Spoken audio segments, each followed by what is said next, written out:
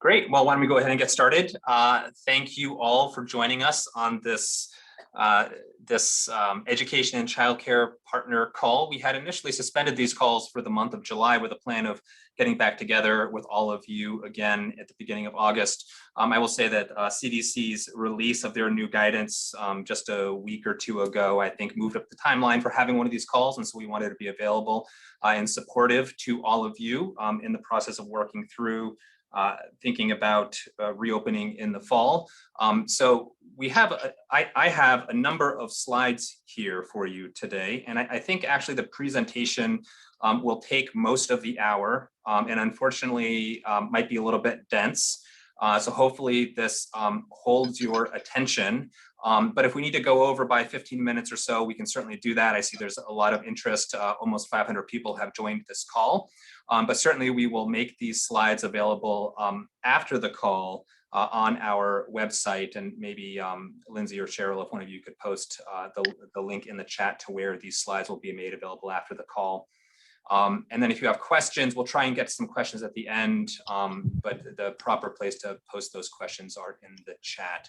I do want to acknowledge that we are planning on having another school and childcare partner call for August 11th. The last time we had one of these calls was about a month ago when we said beginning of August, maybe August 11th. So we are now solidifying this, that we will have another one of these calls August 11th, Wednesday, August 11th from 3:30 to 4:30. We will use the same webinar and call information as today's call linked here, and we'll post this again at the end for those who may join late. So I typically like to start off these presentations with a little bit of epi and a little bit of data. And this is a graph looking at the incidence of COVID-19 during this pandemic in the US. This is national data by age group. And I think the main point that I want to make is that while certain age groups have been more heavily impacted by infection, as the community risk of COVID-19 increases, it impacts all age groups. And so yes, those who are 0 to 4 years of age, 5 to 11 years of age, and the yellow dotted lines have overall had lower incidence of disease. When you start getting into the teenage years, young adult years, certainly there has been a high incidence of COVID-19, even in the younger age groups, especially in the younger age groups. And so I want to stress again that COVID-19 is something that impacts everybody of all age groups. Anybody can be infected and spread it to others. And so this will factor into, I think, the prevention strategies that people employ in various locations, especially if we see increases in COVID-19 going into the fall and the winter. This is also US data looking at the proportion of cases on the left and proportion of deaths on the right by age group. The gray bars here is looking at the percentage of the US population that each age group represents. And I think, again, this sort of reinforces and highlights what I just said, that is, even young adults, teenagers, are impacted by COVID-19 as illustrated on the graph on the left. And even though deaths from COVID-19 are not common, are rare in the younger age groups, deaths are one of the side effects more heavily impacting older individuals and people who are more susceptible to severe disease. Again, the message here is that, I think COVID-19 has impacted all age groups. This is actually New Hampshire data. Now, looking at the percentage of cases by week, separated by age group in the different colors. And you can see that, again, in general, a higher proportion of infections over the course of this pandemic have been identified in younger age groups, particularly since the implementation of vaccination. And this is expected as we rolled out vaccination initially to older adults. As more adults became fully vaccinated, then the epidemiology has shifted to younger age groups. And so, looking at the numbers here, about 10% of all infections currently are in, children under the age of 10, maybe another 10%, 10 to 19 years of age. So again, COVID-19 is an infection that impacts all populations and all age groups equally in terms of infection rates, although children, teenagers are certainly less likely to be hospitalized from COVID-19, to die from COVID-19. So severity of disease is significantly lower in the younger age groups. And I think that that's what's reflected in this chart here, again, on the CDC website, looking at national data, looking at the rate of cases, the rate of hospitalizations, and the rate of deaths by different age groups, looking at the 18 to 29-year-olds as a reference group. So for example, where it says 1 times, that indicates no difference when compared to the reference group. And you can see that except for the very young children, the rate of infection, the rate of cases is pretty similar across the different age groups. It's looking at hospitalizations, especially looking at deaths, that the risk of severe outcomes, risk of hospitalizations, risk of deaths increase. So hopefully this I didn't go through this too quickly, but wanted to sort of give some epi frame of reference to this discussion that COVID-19 is still out there, it is still circulating, and it does impact all age groups. Dr. Chan, yes. I'm going to interrupt you quickly just to make you aware that the call-in information that has been provided limits the attendees to 500 participants. And there's a number of people who I understand are trying to log in but can't participate. And so you have the option of either disconnecting this call and using our regular webinar call-in information that we typically use and sharing that information with everyone here and making that transition, or just proceeding with as you are now with the participants we have. And then we would have to figure out how to follow up with people who aren't able to attend. Okay, so apologies for that. Yes, and I guess the account that I'm using limits it to 500 people. So Dr. Daly, what do you suggest? Well, I think our usual call-in line has a much higher limit. And it also offers the webinar format that allows for people to ask questions in a more controlled manner through the Q&A feature. My only concern is all these individuals who are present now would need to know how to find the call-in information that we usually use. I can go ahead and post it in the chat if that would be helpful. Well, and also all the people trying to join also do not have a way to get that call-in information necessarily. I can also keep the line open, Dr. Chan, so that people can, and post it for people who do join afterwards, although it'll delay you restarting. So we are recording this. Why don't we go ahead and keep going? I think this may set us back by, half an hour or so, but we will make the slides available, and we are recording this, and we'll figure out if we can make this available in some way. I don't know if that's reasonable. Yes, Dr. Chan, go ahead and proceed. We do not post the recordings online. We're not able to do that. So, we'll have to work through that. But, yeah, okay. Go ahead and proceed. That's the feedback you're getting. All right, thank you. And I apologize for the inconvenience of this. It's impressive that we've maxed it out and there's more than 500 interested. So apologies, we'll try and rectify this in the future. So actually maybe the call-in information for the August 11th call will need to change then. But I will continue. So let's take a deep dive here into the updated CDC guidance for K through 12 schools and childcare programs.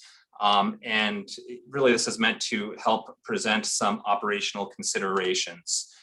There are actually 3 different documents here, which can be found through the link at the bottom of the screen. There's guidance for specifically K through 12 schools.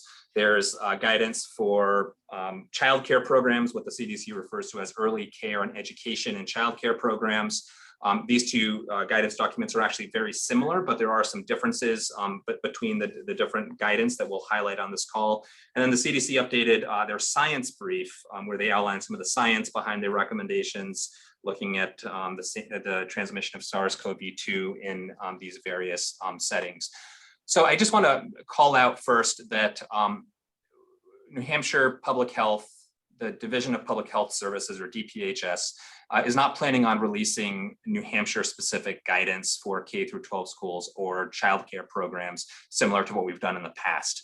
Consistent with our other New Hampshire guidance, we are moving away from creating situation-specific guidance in favor of applying general principles of COVID-19 prevention to specific situations. And there is now the new updated CDC recommendations, which we'll go through. We've previously posted the New Hampshire Universal Best Practices and last year's experience. And schools and childcare agencies have last year's experience to draw upon to make decisions about implementing prevention strategies as we go into the fall. The purpose of this call is really to help you think through and operationalize the existing guidance. And so when we've talked through some of this before with other partners, they framed it as, well, we're not putting out guidance, but we sort of are. And that's probably partly true. But wanted to at least try and support you all in thinking through some of the existing guidance. So let me start from a very high level here. The overall goal is to get all kids back to in-person learning, childcare education, and minimize the risk of COVID-19 transmission in school and childcare settings. There is flexibility in how to do this by adjusting prevention strategies based on local contextual factors like the level of local community transmission, the rates of vaccination. But I would put out there that this needs to be a larger community effort. And so you're all probably aware that the American Academy of Pediatrics, or the AAP, updated their COVID-19 guidance for safe schools. And so this guidance is specifically focused on schools and not childcare programs. But they have some important, I think, statements in here that I wanted to highlight. They also echo the goal of, schools should start with the goal of keeping students safe and physically present in schools. But COVID-19 policies are intended to mitigate and not eliminate risk, right? So the risk will never be zero from COVID-19, and the goal is to minimize the risk as much as possible. The other important point that they state in this guidance is that school transmission reflects, but does not drive community transmission. And so communities as a whole need to take the necessary measures to limit community spread of SARS-CoV-2 to ensure that schools can remain open and safe for all students. So the larger surrounding community has a role, and it's important that the community takes steps to protect schools, protect childcare programs, maintain operations, and protect children, students, teachers, staff, people who, some of whom are not yet able to be vaccinated. And this is important partly because increasing COVID-19 in the community will translate to an increase of COVID-19 in school and childcare programs, which will have multiple potential downstream consequences. And so, graphically or pictorially, it might look like this. Increasing COVID-19 in the surrounding community will translate to increases in infections and clusters in school and childcare programs, right? We saw this over the last year during the winter surge. As numbers went up, there were more and more cases identified in schools, not necessarily because of in-school transmission, but from people acquiring it in the community and bringing it into schools and childcare programs. And so this will have multiple downstream consequences: more children and staff who are out sick, or children and staff with viral symptoms requiring testing, whether that's COVID-19 or not.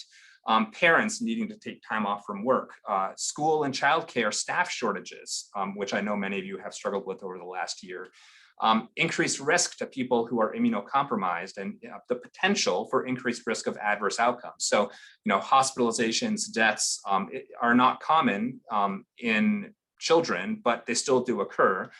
You also have syndromes like MIS-C, the multi-system inflammatory syndrome in children. So, as the rate of COVID in communities increases, that will lead to more importation into schools and increase the risk for everybody. And so I think this highlights our experience over the last year, highlights the importance of really looking at this from a larger community perspective, and also highlights the need that prevention strategies are still needed, right? That we're not ignoring COVID. We're not saying COVID is over. COVID is still out there. It's still circulating. We're watching very closely what's happening at a national and a global level. And so prevention strategies remain necessary. Some type of prevention strategies and a layered approach remain necessary to protect people who are not fully vaccinated. So CDC does continue to recommend masking and physical distancing as primary prevention strategies, especially given mixed populations of people who are or aren't fully vaccinated. But there's flexibility in how this guidance can be applied, and specific layered prevention strategies will likely vary by location. This is sort of the general guidance that CDC has presented on their updated guidance page. They recommend multiple factors when making decisions about implementation of layered prevention strategies against COVID-19. They have this statement in their guidance: monitor community transmission, vaccination coverage, screening testing, and occurrence of outbreaks to guide decisions on the level of layered prevention strategies. And so looking at this, going back to this diagram again, factors like vaccination coverage, circulation of new variants, decreased attention to prevention strategies in the community and opportunities for the virus to spread and cause outbreaks will ultimately be reflected in the level of COVID-19 in the surrounding community, what we sometimes refer to as the level of transmission, the level of community transmission of COVID-19. And so looking back at what CDC is suggesting that be considered as local factors in decision-making of prevention strategies, a lot of this is going to be picked up looking at the level of COVID-19 in the surrounding community. And so what's the high-level summary here? Increasing COVID-19 in the surrounding community will have negative downstream impacts on school and childcare programs. It's important to continue to try and control COVID-19 at a community level. So continue to stress the important point that eligible persons should get vaccinated. Increasing community risk will ultimately be reflected in the level of community transmission of COVID-19 and in numbers of cases and clusters that occur in school and childcare programs. And so it is important to monitor what is occurring in the community and at your facility to decide on prevention strategies, which may need to change over time. And then one thing that I didn't highlight on previous slides, or that I think communication is going to be an important role in this, because things will change over the course of the coming months, and there needs to be good, clear communication between us and you, and between your facilities and your communities. So let's dive even further down into some of the details. These are 9 key prevention strategies that are outlined by CDC in their guidance for schools and childcare settings. Now, these should look familiar because these are very similar to what we have listed in earlier in our universal best practices document. But this is how CDC has outlined their key prevention strategies, and I'm going to quickly go through each one of these points here. First, promote vaccination. 2, face mask use. There may still be a role for face mask use. Physical distancing and cohorting. Now there's some differences between the school and the childcare guidance here, which we'll point out. Screening testing. Screening testing refers to asymptomatic testing. This is recommended by CDC for K through 12 schools, but not for childcare programs. So that's another difference. Increasing ventilation, hand washing and respiratory etiquette, staying home when sick and getting tested, contact tracing in combination with isolation and quarantine, and then cleaning and disinfection. I'm going to go through these point by point and have some suggestions and thoughts and comments for you on these. So first, vaccination. So COVID-19 vaccination has been shown to be effective at preventing both symptomatic and asymptomatic infection. And I would point you to the CDC science brief on this, where they have whole tables looking at vaccine efficacy and effectiveness that have been published. So there's a lot of emerging evidence that these COVID-19 vaccines are highly effective, including at preventing asymptomatic infection.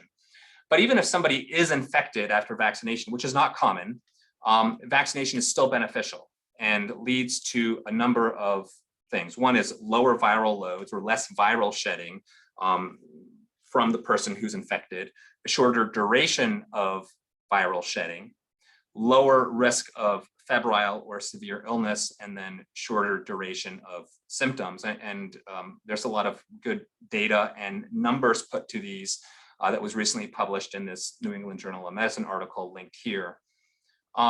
So achieving high levels of COVID-19 vaccination in communities amongst children and students and staff is probably the most important action that people can take to protect their own health and end the pandemic and end the need for mitigation measures.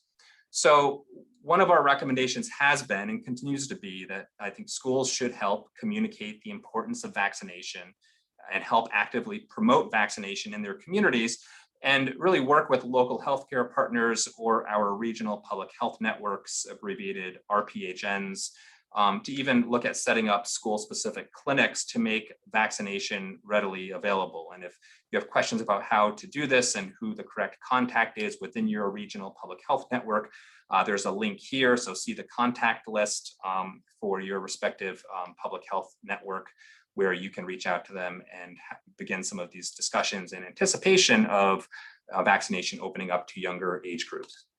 Face mask use. Face masks are intended to protect both the wearer and serve as what we call source control to prevent someone with COVID-19 from spreading it to others. Now, face masks have become an important mitigation tool because CDC has estimated that 50 to 60% of COVID-19 transmission occurs from people who are asymptomatic, meaning not showing symptoms at the time they're infected and spreading it to other people. Now, face masks are not necessary in most outdoor locations. We've said this on past calls. CDC actually has reiterated this in their most recent guidance update. So we are in agreement on that. But this is where there start to be differences when you start to talk about indoor locations. CDC continues to recommend face masks for people 2 years of age and older who are not fully vaccinated in indoor locations. Now, I just want to point out that you legally can't implement this recommendation in New Hampshire for public schools. There was some legislation that was passed that prevents different requirements for people based on vaccination status. And so CDC continues to put out recommendations on face mask use based on someone's vaccination status. You legally can't implement this in New Hampshire for those public schools that are on the call. Private organizations like childcare programs could potentially do this, but this presents us a lot of difficulty. To try and get around some of this, the American Academy of Pediatrics, just within the last few days, has recommended now universal face masks for everybody 2 years of age and older at school. And New Hampshire Public Health, we continue to recommend face mask use and other mitigation measures really based on a local assessment of risk from COVID-19 in the community. But this is also consistent with CDC's general guidance on implementing prevention strategies that I highlighted earlier. So it's no wonder that people are confused on what to do with stuff like face masks. And there's a variety of recommendations that are out there. Highlighting the differences here, anywhere from CDC recommending face mask use based on individual vaccination status to the AAP recommending universal face masks. We continue to recommend a more nuanced approach to basing face mask use on a local assessment of risk. Now, just to take a step back, some of these slides had been presented on earlier calls, just highlighting some of the reasons for the differences between ours and CDC's face mask recommendations. None of this is new. We've been talking about this over the last month or two, but CDC released their public health recommendations for fully vaccinated people at the end of May. And so they continue to use this as the basis for their guidance on face mask use and physical distancing in specific settings, whether that's summer camp guidance or institutes of higher education, childcare, K through 12 guidance. This continues to be the basis for their updated recommendations that they are putting out on for various settings. Now, we have made the recommendation in the past for face mask use, again, based on the level of community transmission, so a community-based risk assessment. So I would point you to our prior school and childcare partner call that we had on June 16th, which the slides are linked here. Point you to our general face mask recommendations that we also put out mid-June. This guidance remains the current public health guidance, given the continued general low levels of COVID-19 statewide. Now, again, COVID-19 is still circulating. Communities remain at risk for another increase or a surge in COVID-19. So there are still steps that need to be taken to prevent the spread of COVID-19, especially in locations where people are gathering who are not fully vaccinated. But we have always tried to take a balanced approach to implementing mitigation measures so that when community transmission and risk are low, people can pull back on some mitigation measures. And so with low levels of community transmission, again, this is our attempt to base the decision for mitigation measures like face mask use on community risk based on level of community transmission. We have previously said, and this is not a new recommendation, we made this recommendation in June, that school and childcare agencies can safely choose to remove face mask requirements indoors as a permissive recommendation based on your local assessment of risk and the risk benefit of continued mask use. Now, individuals who are concerned for their health or people who are immunocompromised can, and maybe in some situations should, still choose to wear face masks. In this case, face mask use is for their own individual protection. Now, we previously took on this question, why the permissive recommendation has the risk to unvaccinated children changed. We continue again to base our recommendation for mitigation measures on the level of community transmission. Multiple factors contribute to a person's risk for COVID-19. And with low levels of community transmission, the risk to everybody, including unvaccinated people, is less. So the permissive recommendation is consistent with our move to allow all businesses and organizations to apply general principles to their specific situation and context as risk decreases.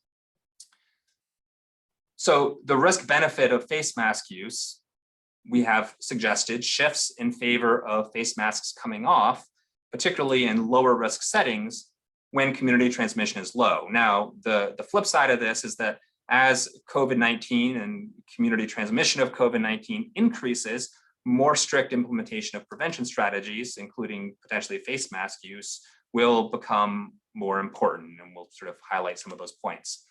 Now, we were also asked on the prior call about a month ago, should face masks be worn on school buses?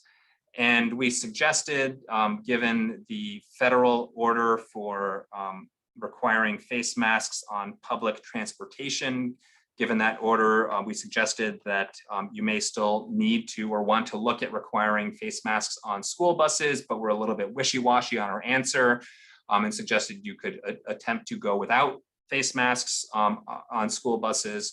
But there's a very clear statement in CDC's guidance that I've quoted here.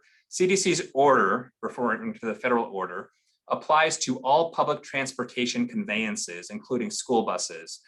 Regardless of the mask policy at school, passengers and drivers must wear a mask on school buses, including on buses operated by public and private school systems. So this is really the only concrete requirement that I could find in CDC's guidance on this. And so to bring this back from the call a month ago, should face masks be worn on school buses? It sounds like under the CDC federal order, they are required even on school buses, regardless of what the mask policy is at the individual school. So take a look at the more detailed wording of that in CDC's guidance. But it sounds like this may be a federal requirement for all public transportation that also applies to school buses. All right, moving on from face masks. Number 3, physical distancing and cohorting. CDC has recommended that schools maintain at least 3 feet of physical distance or separation between students within a classroom, at least 6 feet between students and teachers or staff, and at least 6 feet between teachers and staff, meaning between adults. But they go on and have the statement to not exclude people just to keep a minimum distance requirement. So we would point you back to what we have said in the past as perhaps a simplified recommendation. The goal obviously is to get everybody back full-time in-person learning. And so our recommendation, simplified recommendation around this would be to simply maximize the physical distance to the extent possible between everybody, students, children, and adults, with the ideal goal of getting at least 3 feet of separation. Now, this is the same recommendation that we have put out this past school year and would suggest that this continue to be the simplified recommendation so that people aren't pulling out rulers and trying to measure 3 feet between students and 6 feet between a student and an adult. You know, I think we're looking for something that might be a little more easy to implement and operationalize. And so we would suggest just simply trying to maximize the physical distance between people, whether it's between children or adults.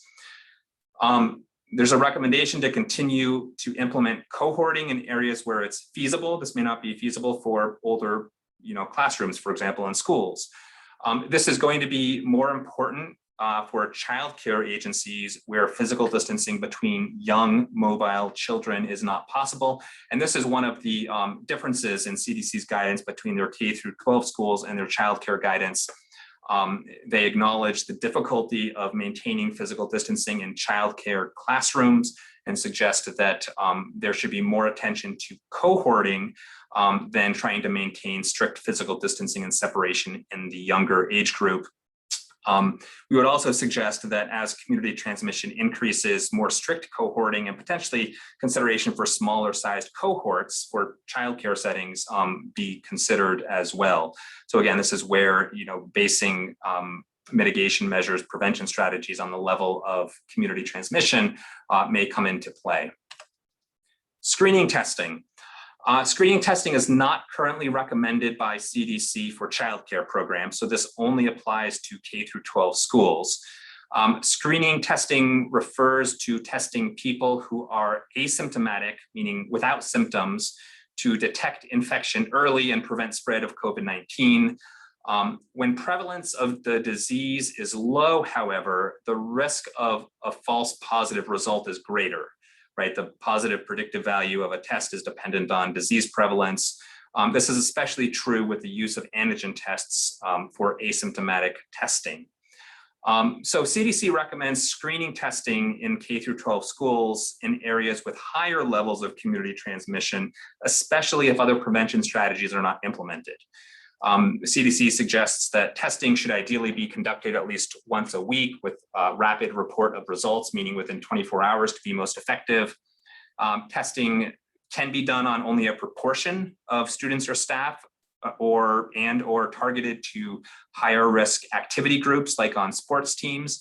But there are recommendations by the CDC for implementation of screening testing. Now, we have in the past suggested that implementing a screening testing program is not necessary to conduct full in-person learning, but would also suggest that if schools are not going to implement other mitigation measures, especially when community transmission increases, then schools can and maybe even should consider implementing screening testing as an added layer of protection.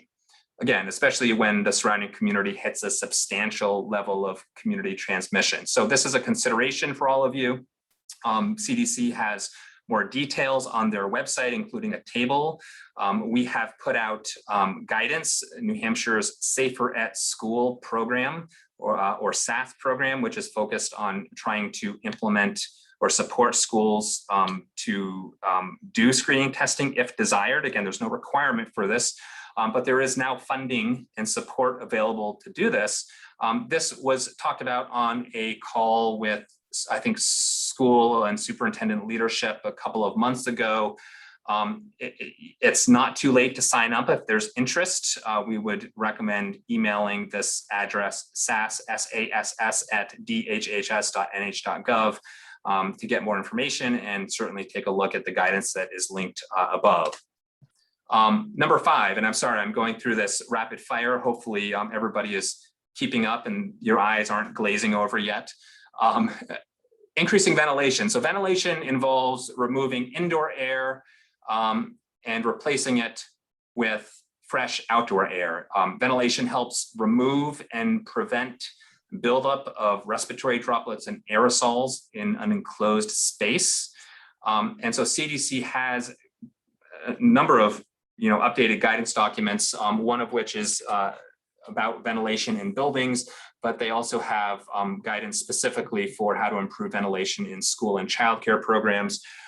It would point you to this guidance for more details, but continue to promote ventilation where it's able to be implemented. And there are suggestions on the CDC website for how to do this. It would point you to that guidance.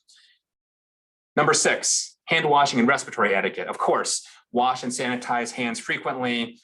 We continue to recommend teaching and practicing and promoting good respiratory etiquette, meaning, teaching kids, especially younger kids, how to cover coughs and sneezes and wash their hands after, touching, upper respiratory secretions. Won't say any more than that. That should be pretty self-explanatory.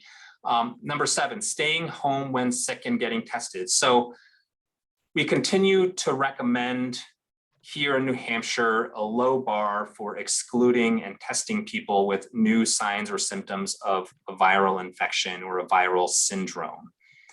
Now, in the past, we have framed this as anybody with any new or unexplained symptoms of COVID-19, even singular symptoms, should be excluded and tested. And we heard situations have arisen. We've heard from all of you that perhaps that was too restrictive. And so I think agree with all of you that we want to get away from excluding kids that maybe were running around outside in the heat and then developed a headache and now are being excluded from school to be tested when maybe there's a more likely explanation to that. And so would perhaps reframe this as people with new signs or symptoms of a viral syndrome or a respiratory viral infection. I think many people know what that looks like, but there's some examples here, should be excluded and considered for testing. So the basic principle here is that sick, ill, symptomatic people in general should not be allowed into school or childcare programs. So, even if somebody has a cold and they're coughing and, having a runny nose and sinus congestion, even if they get tested and are negative for COVID-19, they're still sick with some viral infection and should not be allowed back into school or childcare programs until they are better per normal, infection prevention control guidance. But especially given the fact that we're still in the pandemic, we're seeing increases in COVID-19 across the country. We still recommend a low bar for excluding and testing people with a viral syndrome. So a symptomatic person who is not fully vaccinated or who has risk factors for COVID-19 exposure, even if they're fully vaccinated, should be tested for COVID-19. And a fully vaccinated person with new viral symptoms should at least have a clinical assessment to assess risk and consideration of testing, really depending on what their risk factors and symptoms are. Now, depending on what happens with the variants and the variants of concern and the level of community transmission, it may be actually reasonable to even err on the side of testing people who are fully vaccinated. But this is one of the areas that may need to remain flexible. But we still advocate for a low bar for excluding people with a viral syndrome for testing. The National Guard fixed testing sites around the state are no longer active, but there are multiple locations that continue to offer testing. I'll point you to our website where many of these locations are available. This includes local healthcare agencies, urgent care centers, and most pharmacies across the state, whether it's a CVS or a Walgreens, also offer services like drive-through testing that can be easily accessed, point of care testing for symptomatic people, and you can have results back within as little as 15 or 20 minutes. Now, testing for COVID-19, we've talked about this before. Schools and SAUs can request Binax Now antigen test cards, whether you participate in the SAS screening testing program or not. My understanding is that this can be requested by schools. There should be proper training and PPE use and medical direction and oversight of any testing that occurs, even at schools. That includes gaining consent from parents or guardians. So there's some logistical hurdles. There's a CLIA certificate that schools need if you're going to implement COVID-19 testing. We've presented this information before on some of our past calls. One CLIA certificate can cover multiple schools. If there's questions about this, there's some contact information there for health facilities and some contact information there directed to our health facilities administration group. Aaron Doyle. But at the end of the day, sick students, teachers, staff, children should not be sent to school or childcare for testing. They should seek testing in the community. But again, a consideration for, if you identify a child who's already at school and is symptomatic, there are resources available with the proper training and oversight to be able to conduct point of care antigen testing at schools if desired. And the link here, which will be posted online, will direct you to how to request Binax Now antigen test cards if this is something that you are willing and able to take on. All right, contact tracing, isolation, and quarantine. I'm going to go through this, and then maybe I'll pause and see if Dr. Daly or Lindsay Pierce want to comment at all. But people who are diagnosed with COVID-19 must still isolate at home until they have met criteria for discontinuation of isolation. Nothing has changed with this. Same criteria, same requirement for sick people with COVID-19 to isolate at home until they're no longer infectious. What's changed is some of the quarantine. So close household contacts to someone diagnosed with COVID-19 are still required to quarantine. So that includes people living or sleeping in the same household as another person diagnosed with COVID-19. In outbreak situations, we may also choose, public health in New Hampshire may also choose to expand quarantine to other non-household contacts in an attempt to control an outbreak, whether that's in a school or a college, university, or a long-term care facility. But in general, quarantine of an entire classroom will no longer be conducted. There was a lot of quarantining of entire classrooms, and very few people in that classroom would ultimately come down with COVID-19. So, quarantine in general of non-household contacts will not be required. Non-household contacts will simply be asked to self-observe and monitor for symptoms. And this really increases the importance of identifying and excluding and testing people who develop viral infection symptoms to identify COVID-19 infection and transmission early.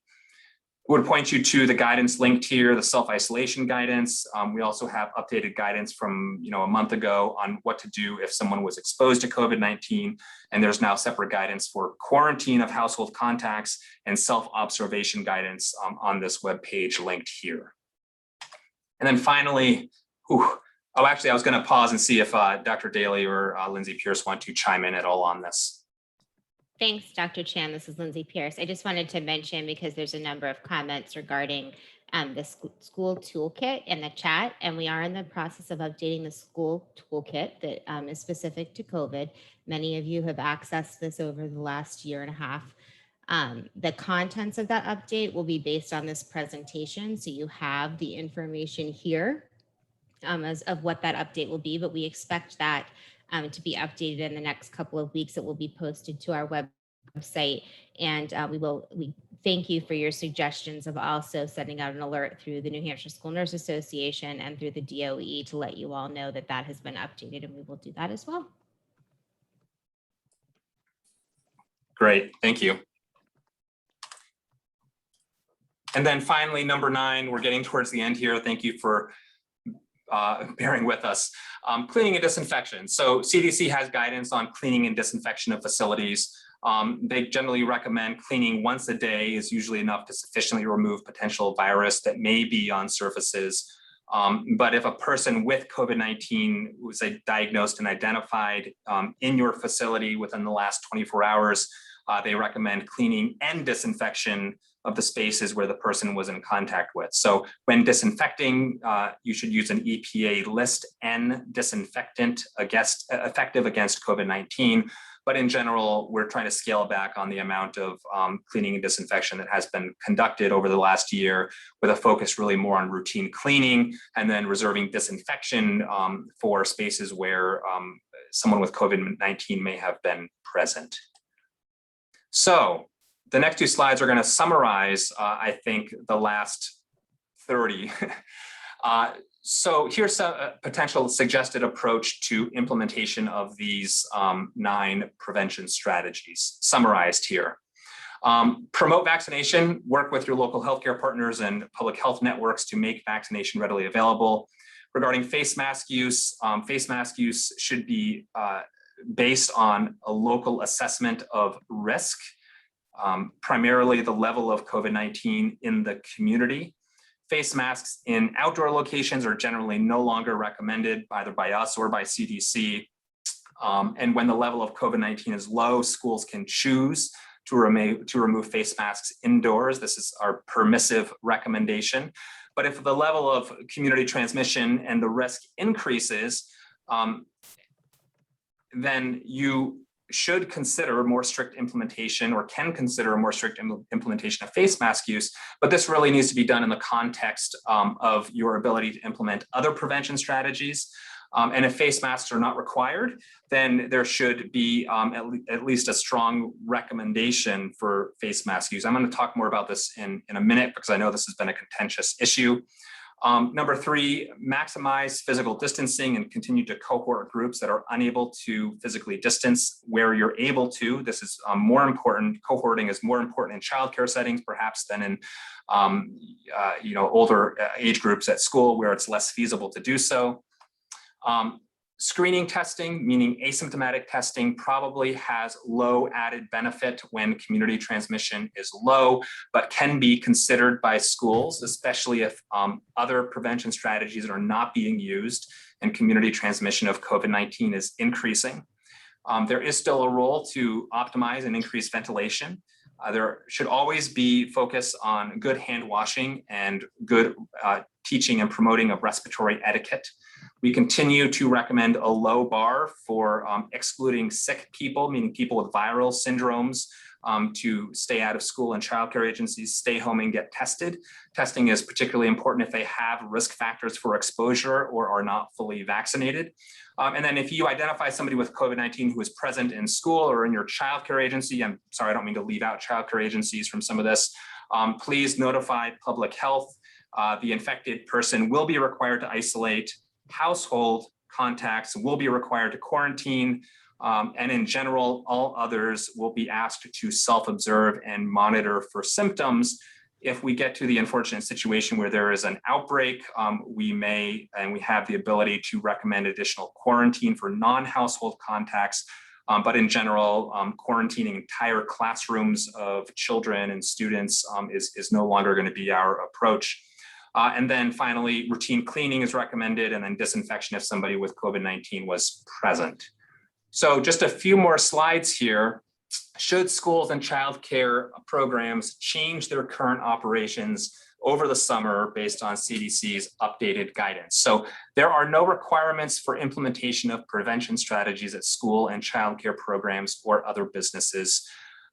We have recommended, and we said this on a Thursday partner call last week, that over the summer, school and childcare agencies, we have suggested recommended continue with current operations based on our previously released public health guidance and discussions linked earlier. So to put this another way, there's not a need to upend all of your plans over the summer because of the new guidance release.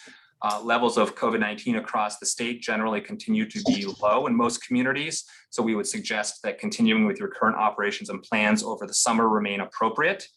But for looking ahead to fall reopening, schools and childcare programs have options and flexibility for implementing prevention strategies for full school reopening. Certainly review CDC guidance and implement prevention strategies where you're able. Face mask use will continue to be a contentious issue. We recognize this and should be implemented based on local decision-making and local factors. CDC does have this guidance on their webpage around removing prevention strategies, that if considering whether and how to remove prevention strategies, one prevention strategy should be removed at a time, and students, teachers, and staff should be closely monitored for any outbreaks or increases in COVID-19. And so this is partly why in June, a month ago, we came out with a permissive recommendation to allow schools and childcare agencies to attempt to de-escalate some mitigation measures, including taking face masks off, so that over the summer, if you successfully pull back on mitigation measures with minimal impact to your school, your childcare program, and if levels of community transmission remain low entering full school reopening, then you can very reasonably choose to restart school and continue with childcare without requiring face masks. So again, this is us basing some of these recommendations on the level of community transmission, having a de-escalation trial over the summer. But if and when community transmission increases in the fall, we would recommend more strict implementation of mitigation measures. Now, that leads into this question, well, so entering the fall and the level of COVID-19 increasing, should face masks be required or just recommended? School and childcare programs and all businesses really have the ability to require face masks if desired. But this decision should be made after assessing the local factors, discussing the decision with your community, and with good communication. There are people, so if a school or a childcare agency decides to require a face mask, I just want to point out that there are people who legitimately have a difficult time wearing a face mask for prolonged periods of time. And there should be exceptions made for people with a health issue that might prevent them from wearing face masks for a prolonged period of time. And that should be done without stigmatizing the individual, right? Stigmatization can go both ways. People choosing to wear face masks, people not able to wear face masks. Public health never likes to require or mandate something that we can get by voluntary compliance. And so mandating and requiring face masks has had the unfortunate consequence of shifting the focus from where it should be, which is on protecting the community and protecting vulnerable individuals, which is our collective community responsibility, to really shift the focus on some of these contentious discussions around legal rights and individual freedoms. And I think that that's unfortunate. So as community transmission increases, we would suggest starting with a strong recommendation for face mask use with good, clear communication, outlining the reasons and the purpose of face masks, and even suggesting an endpoint, and making it clear that the purpose of some of these mitigation measures is to be a temporizing measure. Now, we can help you with this, and so I think that this is one of the areas that we can help. If it would be helpful, craft communication around this. But I would like to try and shift this negative narrative that has come into play over the course of the pandemic around, and shift the focus back to how we can really collectively protect the community and protect vulnerable individuals. And so would suggest that as community transmission increases, really trying to start from a position of good, clear communication, getting collective buy-in, having a strong recommendation, not necessarily a requirement for face mask use, and trying to help the community understand the importance of continuing to prevent transmission of COVID-19. Now, maybe this is idealistic and a little bit naive of me, but again, we like to try and start from a position of good, clear communication and buy-in and voluntary compliance, and not have to resort to something like requiring or mandating anything, in this case, face masks. So we'll just throw that out there as a consideration. Again, schools and childcare programs have the ability to require face masks if desired or even if needed, but that needs to be a decision that is carefully undertaken with local engagement and assessing local factors. But at a minimum, as community transmission increases, really looking to try and frame this around the context of protecting the community and protecting individuals, protecting school childcare operations, and preventing all of the negative downstream consequences that I highlighted earlier. And again, it's important, I think, to message that mitigation measures like face mask are meant to be a temporizing measure. So that leads into this last question, this last slide I have. When will all this end? We have been responding collectively with all of you to this pandemic for over a year and a half, over 18 months. And so want to acknowledge that everybody is really sick and tired of this pandemic and wants it to be over. Once vaccination has been opened further to school-aged children, we likely can de-escalate further. And so we expect that by fall time, there will be authorization for use of COVID-19 vaccines in younger age groups, meaning children under the age of 12. And so we will be working this fall and into the beginning of the winter to push for vaccination in younger age groups. And again, just to reiterate that mitigation measures are intended to be a temporizing measure until we can vaccinate younger age groups. And so there is an end in sight, and I think that needs to be communicated. So we have, 5 official minutes left, but maybe we can spend another 15 minutes or so, go a little bit over time with questions. Just for those who may have joined late, we do have another scheduled call for August 11th. Same time, 3:30 to 4:30, and the webinar information was going to be the same, but given that apparently the number caps at 500, we will change this and post this on our school website, which is linked below, so that more people can access the call. And I apologize for that hiccup, but let me pause and maybe we can spend the next 10 or 15 minutes answering questions. I don't know, actually, Dr. Daly or Lindsay, if you want to address anything you've seen or have any comments. Dr. Chan, and I don't know if you or Dr. Daly would like to address this one. There's a lot of questions seeking clarification around the legalization of masking, in particular, if there could just be some clarification if the directive is that face masks cannot be required in schools, or if it is just an issue of you cannot ask a particular population to wear face masks in schools. And it's the latter. So you can require face masks in school. You cannot require face masks for one population and not another based on vaccination status. Thank you. And I think one of our education partners did put a link in here to a DOE document that explains that. So if whomever posted that wouldn't mind posting it again in the chat, that would be very helpful, I think, for those who are, oh, thank you, Lisa, there it is, who are having questions around that. I think that should be able to address that question. There's also questions, Dr. Chan, regarding if screening will be necessary in the fall, temperature and symptom screening.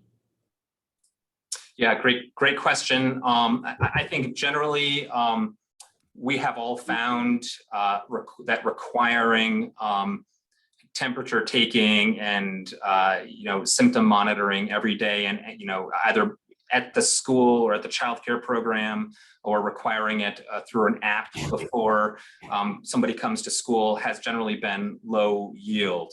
So no, there's not a requirement or even a recommendation that that's needed. What I would say and what I would recommend is good, clear communication around, people with viral symptoms should not be in school and should seek out testing. And so I think there's a communication and messaging component to this, and leaving this in the parent or guardian's court to make the appropriate decision. This is where good, clear communication comes into play, but also for messaging to staff and teachers that, if there's somebody in their classroom who's, having a runny nose and blowing their nose every 5 minutes and, coughing, that person should, be sent to the nurse's office, and there should be an expectation that child likely will be sent home and the parent called to come pick up their kid. So more an issue of communication, but no, I think that symptom screening, temperature screening every day is probably pretty low yield and not part of the standard sort of recommendation here. Thank you, Dr. Chan. There's also questions regarding a matrix in terms of community level transmission. We do have the map available on our dashboard, and I saw that someone posted the link to that. It's a little difficult to find, but if you go on to the school dashboard and show map by New Hampshire counties, you do see community level transmission there. But there are questions, Dr. Chan, if there will be additional guidance provided specific to a matrix for community transmission and how that influences decision making for school districts. Yeah, It's a good question, and I think we can talk about this and bring it back. We have previously defined for New Hampshire different categories of community transmission. Those are still the definitions that we use for that map that I sounds like is linked in the chat. You know, minimal, moderate, and substantial levels of community transmission. Nothing has changed in our definitions of the level of community transmission. Is based primarily on a 14-day cumulative rate of new infections and a 7-day average test positivity. Nothing has changed there. I think that the larger question, though, is, you know, is the county level of community transmission sufficient for, you know, a school district in a specific town making decisions on mitigation measures? And this is where I would suggest that, you know, the level of community transmission in the county is one factor, but there are currently more detailed maps at a town level looking at the number of infections in the last 14 days, for example, identified in a specific town. And so, you know, it's certainly possible that you could have a substantial level of community transmission at the county level because of an outbreak, for example. But when you look at your town data, you have, you know, 0 infections or 1, you know, infection in a specific town. And so that's where it becomes difficult to try and standardize this, and where there may be multiple pieces of data coming in. You know, we're also looking at putting up vaccination, updated vaccination data that is looking at vaccination levels town by town. And so we're trying to get more granular data at the town level out there, but the community transmission metrics will be applied at a county level. And so, you know, I think there's some gray area here, some flexibility, but we can take this back for consideration as, you know, potentially seeing if there's additional resources, matrix, you know, algorithms, whatever further guidance we can put out there for thinking about this. And I think part of that question was asking if we plan to continue to keep updating the dashboard and making that data current, so for their ongoing use. And yes, we do plan to continue to keep providing those metrics to the public. There's a comment in here saying that there's no reporting over the weekends, and so that could impact people's ability to monitor community transmission. However, while we don't report the data in real time on Saturday and Sunday, the dashboard itself does in fact get updated with the weekend data. And so you are able to look at these 7-day trends and the actual data on what's happening even over the weekends, even though we're not reporting the data out in our daily update, but certainly you can go to the dashboard and get the most current data. And there are a couple questions asking for when the vaccine data is going to be available at the local level on our dashboard. And it is imminently going to be released. So I'm hopeful within the next week that will be there. And it will be very helpful, I think, to have those data available at the level that they're going to be provided. Yeah, and I'll also add that, thanks, Dr. Daly, for those comments, that, you know, we don't want decisions being made based on, you know, single day changes in numbers. Excuse me, we've always sort of pushed back on that. And that's part of the reason that a lot of the data on the dashboard is looking at 7-day trends or 14-day trends. And so having, you know, even if for some reason the data dashboard doesn't get updated for a day or even 2, you know, the 14-day rates and the 7-day, you know, averages help to smooth out and even out those kind of, you know, dramatic changes in the numbers. You know, but in general, look at the level of community transmission at the county level. Also look at the maps at the town level for a number of cases, for vaccination at the town level to make some of these decisions. There are also quite a few questions about contact tracing. And so those who aren't familiar with the updates that were made, I guess in June now, as Dr. Chan alluded to, we're now in New Hampshire only requiring quarantine for individuals who are exposed to household contact. So that we're not talking about travel quarantine, but very specific to exposure quarantine. And so as Dr. Chan outlined, that will be what we will be going by in the fall as well for schools. So just keeping that in mind, we'll continue as we are right now, continuing to work with different camps, childcares, businesses, medical facilities with contact tracing. The difference is we're not collecting line lists of exposed contacts, as many of you did throughout the school year for those that needed to be excluded from school for quarantine. And instead, we're just working with you to see if there's anything else that we can provide for support. But as Dr. Chand outlined, we don't intend to be identifying close contacts within the classroom, for example. Now, as was also outlined, in the event of an outbreak, of course, we might take different precautions, and then we would work very closely with you to decide what precautions should be taken and if quarantine recommendations should be expanded.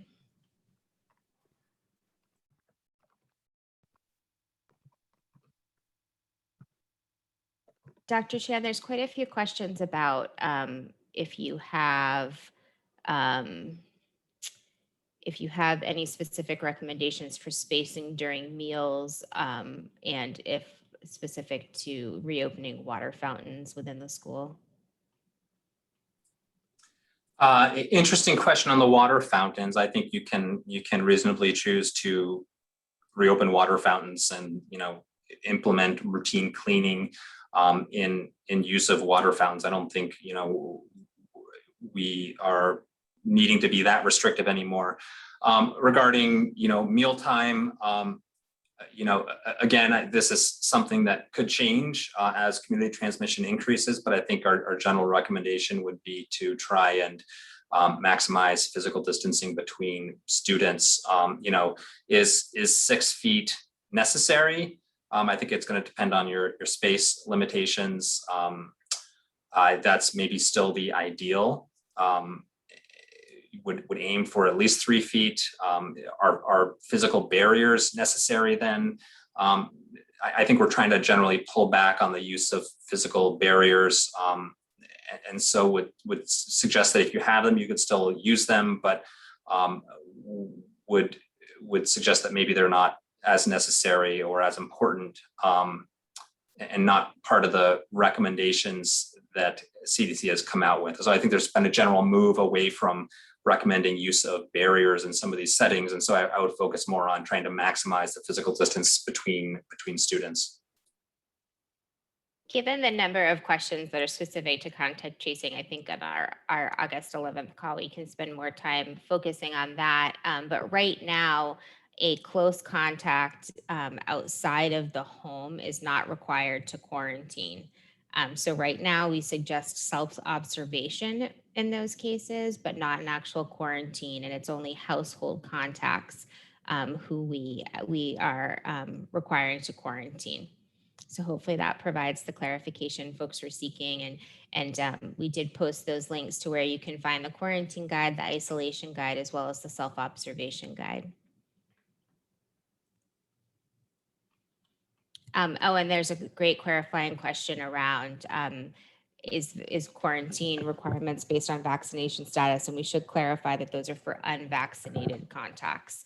Vaccinated contacts at this time are not required to quarantine.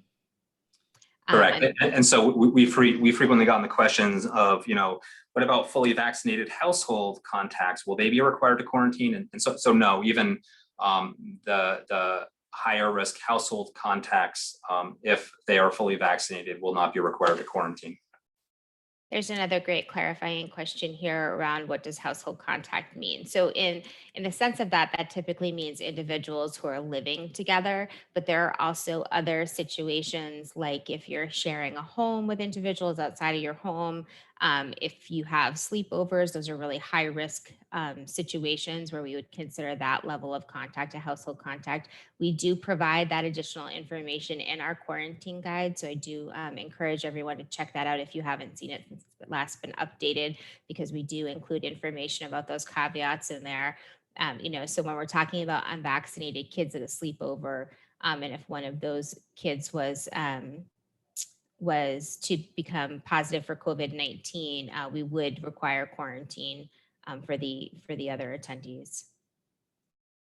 Also, I wanted to add that while we are no longer doing this community contact tracing or community notifications of people who were exposed outside of a household, and they're not going to be quarantined, we do still think there's a role for schools to share information with their communities and parents, letting them know if there has been a positive case in the classroom, because knowing this information, I think, does have, parents will take that information more seriously and be on the lookout for symptoms in their kids and keep kids home from school if they have mild symptoms, as they should be doing it anyway. But knowing that there was potentially an exposure in the classroom, even though they're not required to quarantine anymore, I think is helpful, and you should consider continuing to do those types of notifications. We call that a self-observation notification, and we do have a self-observation guide on our website that can be provided for individuals who may have had an exposure but aren't being asked to quarantine. So we only have a few minutes left here. I haven't been monitoring the chat because there's been over, I think, 100 chat comments. I don't know, Lindsay or Dr. Daly, if you want to highlight any last high priority questions. Otherwise, there's a couple here I can take on, but they're only what I found. There's quite a few questions. I don't think we're going to be able to get to all of them, but it does help us frame future calls. We certainly appreciate the questions that you're submitting. There's quite a few questions here, Dr. Chan, regarding cohort size and childcare. I'm wondering if you want to address that. Yeah, that was one of the ones I was gonna take on. And so, consistent with what we've said on past calls, there are no requirements for cohort sizes. And we've said that as community transmission decreases and remains low, you can look to expand the size of cohorts. So, more people in a cohort. But as community transmission increases, I also have suggested on this call that, you look to limit cohort sizes if possible. What's the optimal or ideal cohort size? There isn't one, right? I mean, so if you can get to 20 kids or less in a cohort, great. If that's 30 kids in a cohort, it's better than 40 kids in a cohort. So there's no strict recommendation or requirement or guidance on this, and would defer to your local judgment on what's an appropriate cohort size. But as community transmission increases, probably the smaller the cohort, the better, to limit spread of COVID-19 if for some reason it's introduced and spreads in the childcare setting.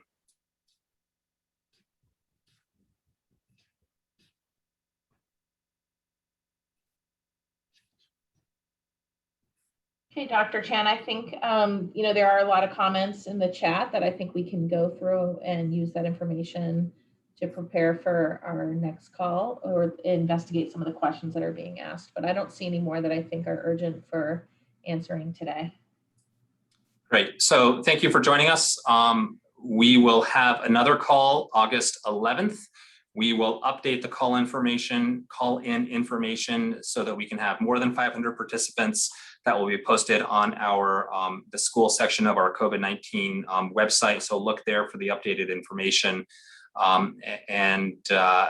We will continue to, I think, review the questions and concerns that have come in to see what maybe we need to address for that future call. Again, there are no requirements. Hopefully, this call has given you some considerations for how to operationalize guidance that is out there, but certainly continue to promote that decisions on implementation of mitigation measures be based on what's happening in the local community. With that, we will end the call and we will talk to you again August 11th. Thank you.